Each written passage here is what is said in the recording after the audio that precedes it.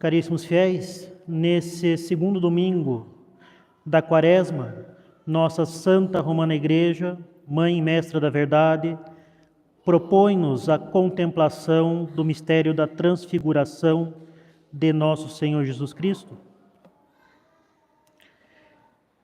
E não é sem profunda razão que, em meio ao rigor penitencial, nós somos convidados a elevar nossos olhos ao Monte Tabor, onde Cristo, por breves momentos, desvelou o esplendor da sua divindade aos olhos de seus 3 discípulos.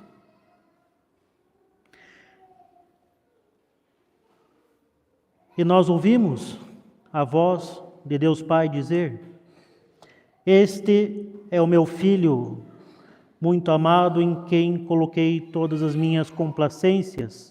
Ouviu." Consideremos, meus caros, essas palavras do Pai Eterno. Não são palavras vazias, não são uma mera recomendação, mas um verdadeiro mandato divino, um imperativo que nos obriga, sob pena de ofensa gravíssima, à majestade divina. Ouviu. Eis a ordem que nos é dada pelo próprio Deus Pai. E o que significa verdadeiramente escutar a Cristo?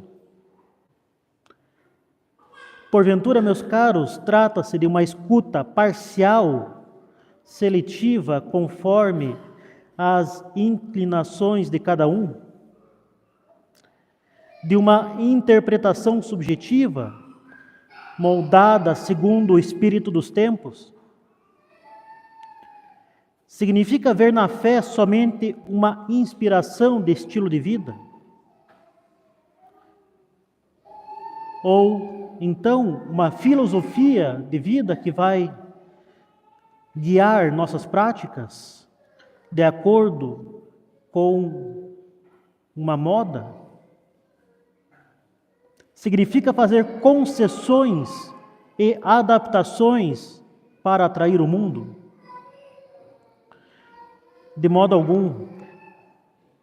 Ouvir a Cristo significa acolher com docilidade e integralmente todos os seus ensinamentos, sem exceção, sem reservas, sem acomodações. O bem deve ser íntegro, nos diz a sã filosofia tomista, bonum ex integra causa. Significa reconhecer que a verdade que ele nos transmitiu não está sujeita às vicissitudes da história, não pode ser atualizada ou adaptada segundo os caprichos da modernidade. O céu e a terra passarão, mas as minhas palavras não passarão, diz o próprio Senhor.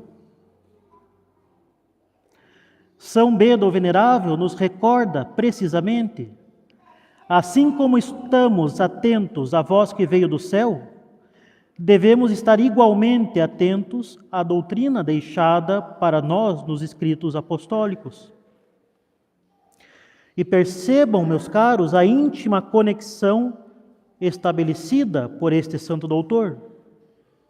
A mesma atenção, a mesma reverência, a mesma obediência que prestamos à voz do Pai Eterno no Monte Tabor, devemos prestar à doutrina apostólica, que não é senão o desdobramento, a explicitação do ensinamento de nosso Senhor Jesus Cristo.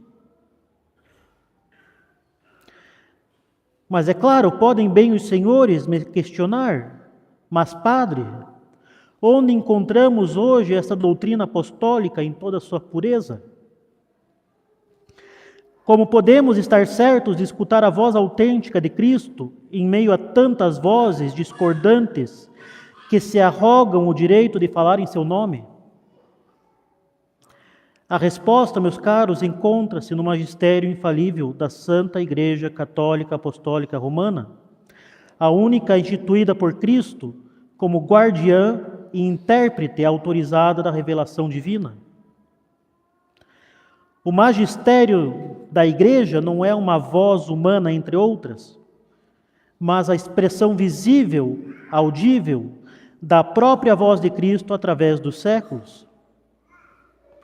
Quando o Romano Pontífice, ex-cátedra, em união com os bispos que estão em comunhão com ele, define de forma definitiva uma verdade relativa à fé ou à moral, ensinando a todos os fiéis, não é um homem que fala, mas Cristo que continua a instruir o seu rebanho.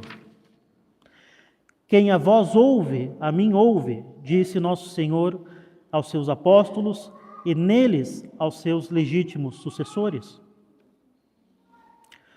São Bernardo de Claraval, em sua luta contra as heresias de seu tempo, afirmou com firmeza: não há segurança na fé a não ser aquela que está ancorada na infalibilidade da Igreja. E quão atual, meus caros, é esta advertência?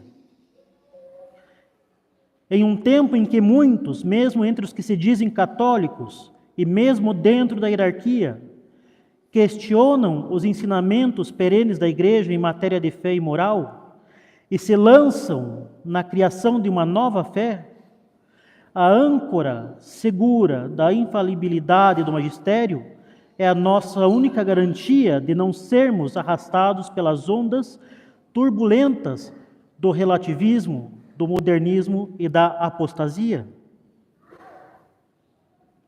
Este mesmo São Bernardo combateu incansavelmente as novidades doutrinárias de seu tempo, assim como fizeram todos os santos em todas as épocas. Pois uma das marcas distintivas da verdadeira santidade é precisamente a adesão inquebrantável à doutrina tradicional da Igreja.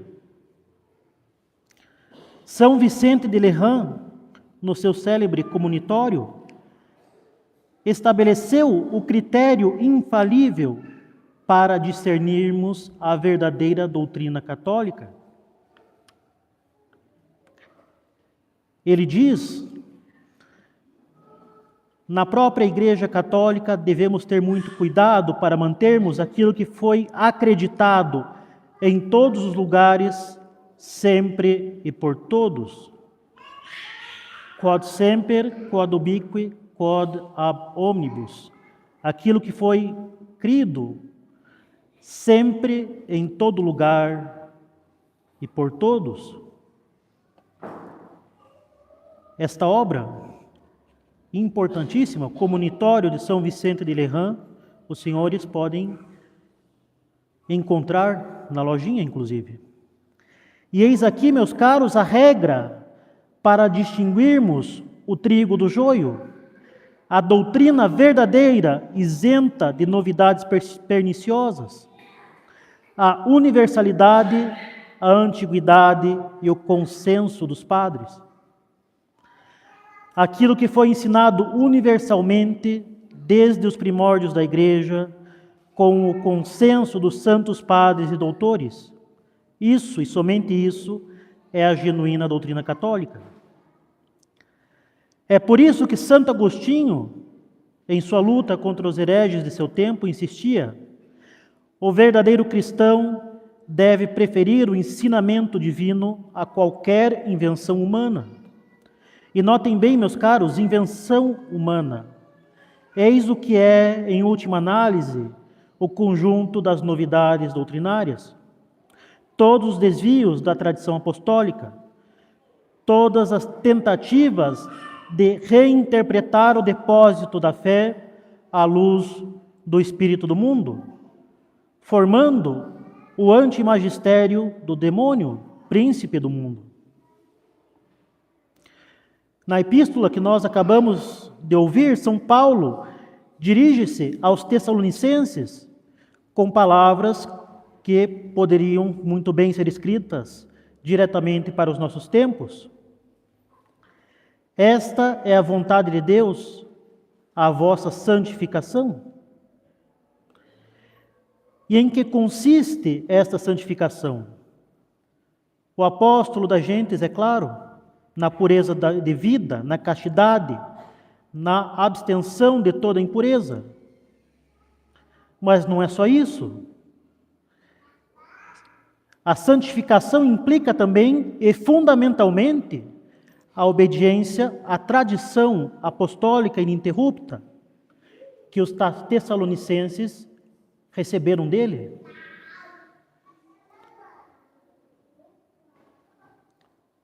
Na mesma carta aos Tessalonicenses, o apóstolo exorta: permanecei firmes e conservai as tradições que aprendestes. Tenete traditiones, conservai as tradições que aprendestes, seja por palavra, seja por carta nossa. E aos Coríntios ele escreve: eu vos louvo, irmãos, porque em tudo vos lembrais de mim e guardais as tradições como vô-las transmiti. Eis, meus caros, o caminho da santidade, a adesão integral, plena e incondicional à tradição apostólica, tal como foi transmitida de geração em geração pelo magistério infalível da Igreja. Não há santidade possível fora desta adesão, pois seria pretender amar a Cristo enquanto se rejeita seu ensinamento, transmitido fielmente por sua esposa imaculada, nossa Santa Madre Igreja. Seria querer estar no Tabor sem ouvir a Cristo como impera Deus Pai. Mas para ouvir verdadeiramente a voz de Cristo, em meio ao clamor ensurdecedor do mundo, é necessário o espírito de penitência e mortificação. Ainda na Epístola aos Tessalonicenses, São Paulo insiste na necessidade de possuir o próprio vaso, isto é, o próprio corpo, em santidade e honra, não segundo as paixões da concupiscência, como os pagãos que não conhecem a Deus. A mortificação quaresmal, o jejum, a abstinência, a renúncia aos prazeres lícitos, não é um fim em si mesmo, mas um meio indispensável para aumentar o nosso olhar sobrenatural. Sem esta mortificação, nossos sentidos, embotados pelos prazeres mundanos, tornam-se incapazes de ouvir a voz de Cristo que nos fala através de sua Santa Igreja. É significativo, meus caros, que o episódio da Transfiguração tenha ocorrido justamente após o Senhor ter anunciado a sua paixão e ter dito: se alguém quer vir após mim, negue-se a si mesmo, tome a sua cruz e siga-me. Afinal, meus caros, não há glória sem a cruz, não há Tabor sem o Calvário, não há transfiguração espiritual sem a mortificação dos sentidos. No Sermão da Montanha, nosso Senhor proclamou: bem-aventurados os puros de coração, porque verão a Deus. E da mesma forma, nós poderíamos dizer: bem-aventurados os puros de coração, porque ouvirão a voz de Deus. Pois existe uma relação íntima entre a pureza do coração e a capacidade de ouvir genuinamente a voz de Cristo. O coração impuro, manchado pelo pecado, sobretudo pelos pecados contra a pureza, torna-se progressivamente insensível à voz divina. Por isso que devemos combater com tanto fervor e com tanta firmeza os pecados contra a pureza e manter verdadeiramente essa virtude. Done, meus caros, a importância capital da confissão frequente, da comunhão digna, da vigilância sobre os sentidos, do combate sem tréguas contra as tentações da carne e da fuga das ocasiões de pecado.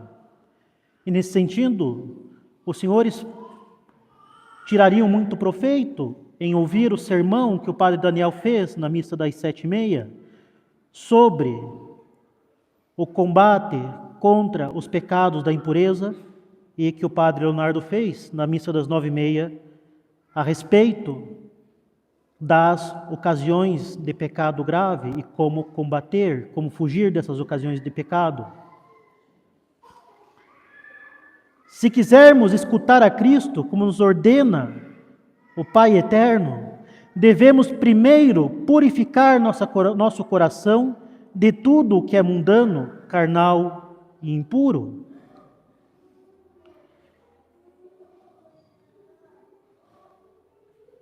Criai em mim um coração puro, ó Deus, diz o Salmo 50, o Salmo Miserere. E deve ser essa a nossa oração constante, especialmente nesse tempo da Quaresma. Mas a pureza de coração, sendo condição necessária, não é suficiente para escutarmos autenticamente a voz de Cristo. É preciso também, meus caros, uma sólida formação doutrinária, um conhecimento sólido e profundo das verdades da fé, tal como foram ensinadas sempre, em toda parte e por todos na Santa Igreja. Numa época de confusão doutrinal como essa nossa, em que abundam os falsos profetas e os falsos mestres, mesmo dentro da igreja,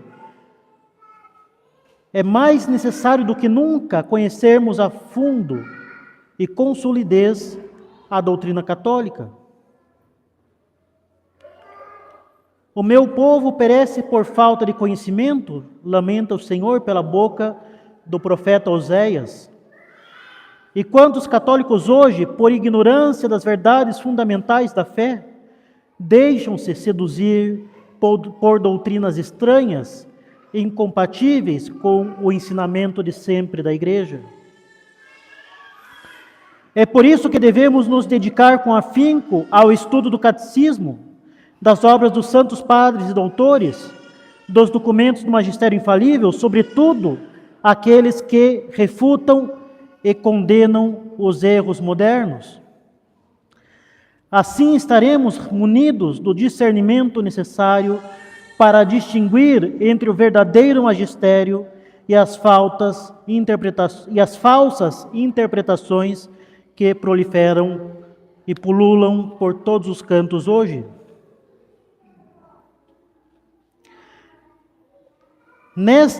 Neste combate nosso de fidelidade à tradição, nós não estamos sós.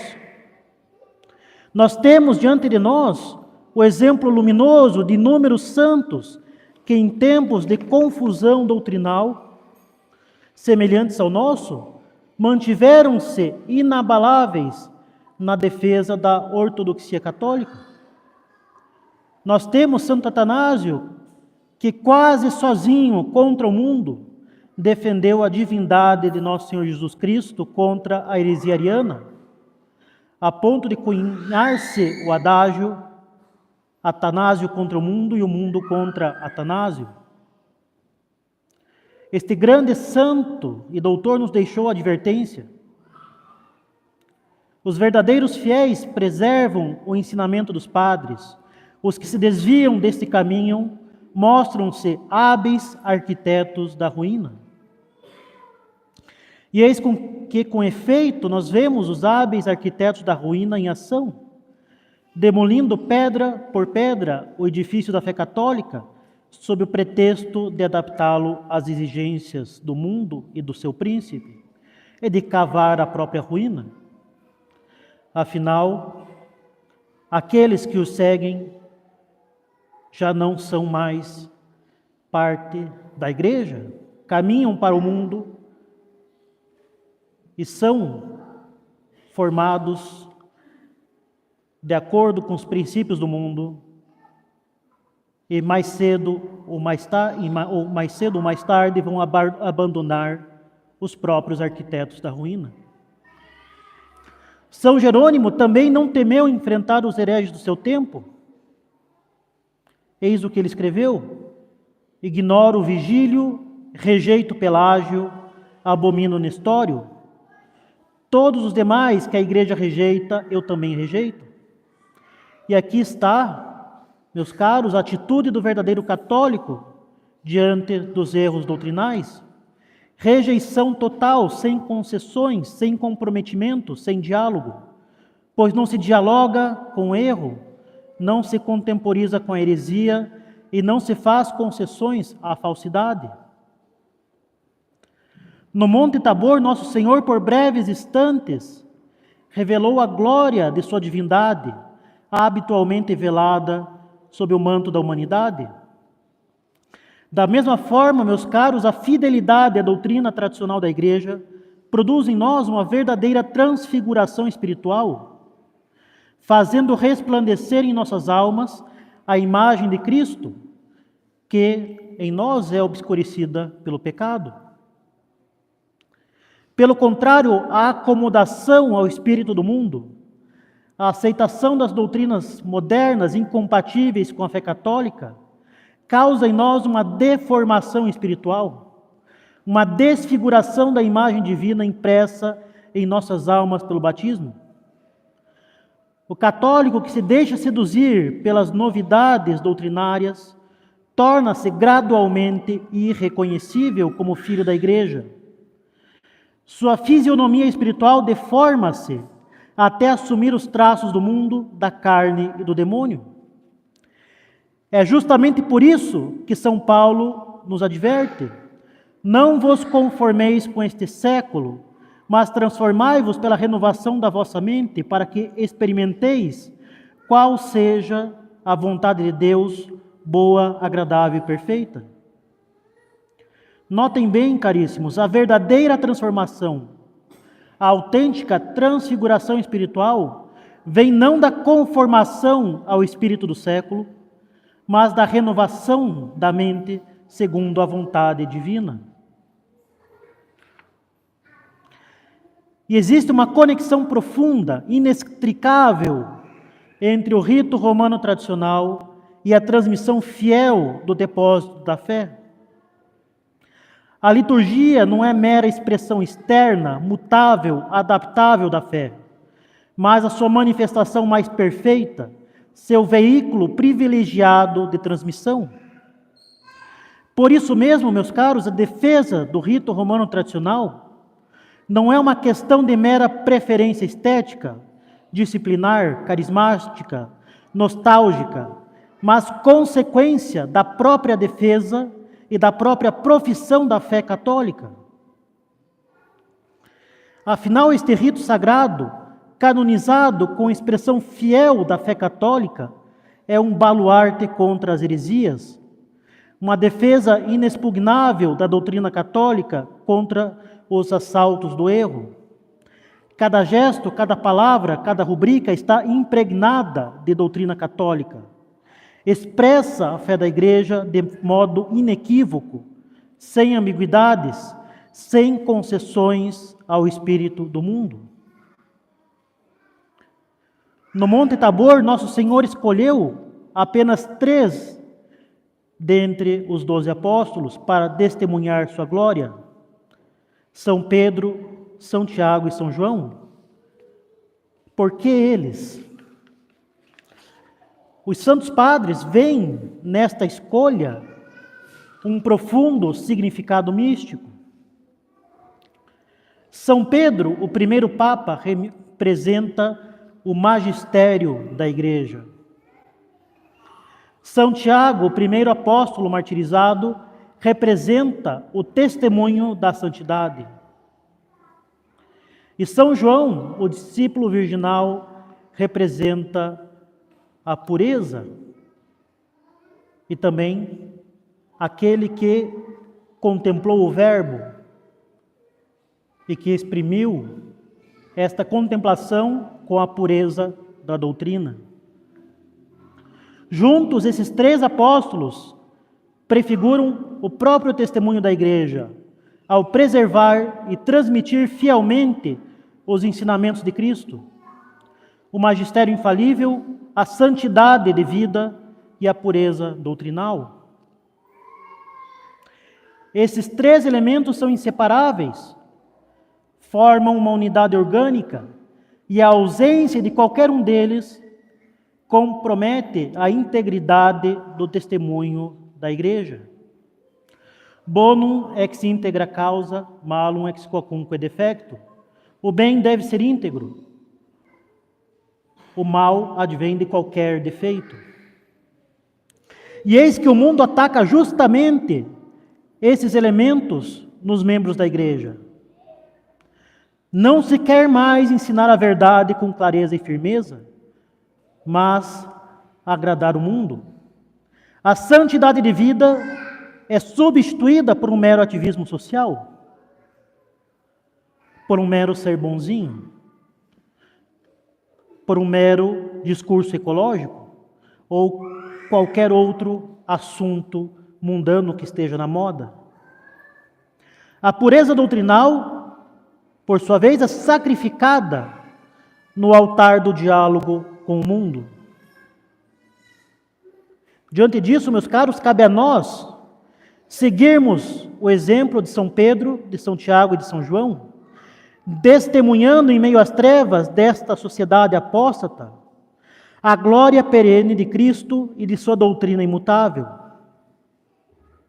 Escutemos a Cristo não segundo nossas preferências ou conveniências, não seguindo o espírito do mundo ou as modas do momento, mas segundo o magistério infalível da Santa Igreja. Com os 3 apóstolos no Monte Tabor, sejamos testemunhas fiéis da glória de Cristo, manifestada não apenas em sua pessoa divina, mas também em sua doutrina imutável, em sua moral excelsa, em sua liturgia sagrada. E como eles, desçamos do monte ao vale para anunciar ao mundo, com intrepidez apostólica, a verdade integral da fé católica, sem concessões, sem acomodações, sem diálogo com o erro. Intensifiquemos, meus caros, nossa vida de oração, nossa mortificação e nosso estudo da doutrina católica, para que, purificados pela penitência e iluminados pela graça, possamos verdadeiramente escutar a voz de Cristo, que nos fala através de sua santa Igreja e da santa tradição. E quando finalmente chegarmos à Páscoa da Ressurreição, que possamos contemplar com os olhos renovados pela fé aquele que na transfiguração revelou por um instante a glória que é sua desde toda a eternidade e que será nossa por toda a eternidade, se, claro, permanecermos fiéis à sua santa doutrina e aos seus mandamentos. Louvado seja o nosso Senhor Jesus Cristo. Em nome do Pai, do Filho e do Espírito Santo. Amém.